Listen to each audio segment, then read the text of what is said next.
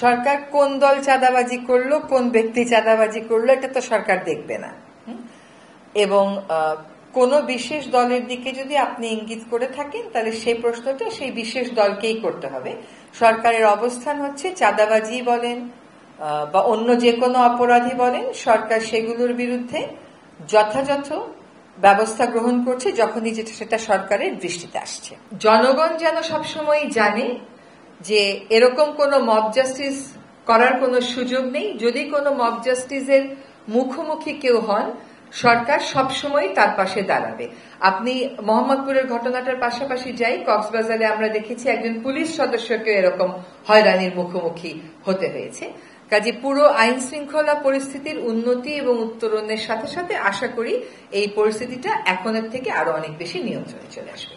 আমাদের পিএসসির মাধ্যমে ৩,৪৯৩ জন চিকিৎসক রিক্রুট করার প্রক্রিয়া চলমান আছে। এটার অতিরিক্ত হিসাবে আমরা আরো ২,০০০ চিকিৎসক নিয়োগের সিদ্ধান্ত নিয়েছি।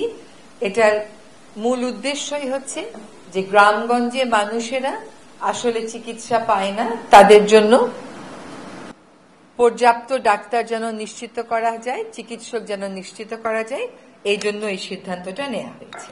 আরেকটা সেটাও ভালো খবর, সেটা হচ্ছে যে এ পর্যন্ত উপদেষ্টা পরিষদে যে যতটা সিদ্ধান্ত গৃহীত হয়েছে তার কতটুকুন বাস্তবায়িত হলো তার একটা পিরিয়ডিক রিভিউ হয়।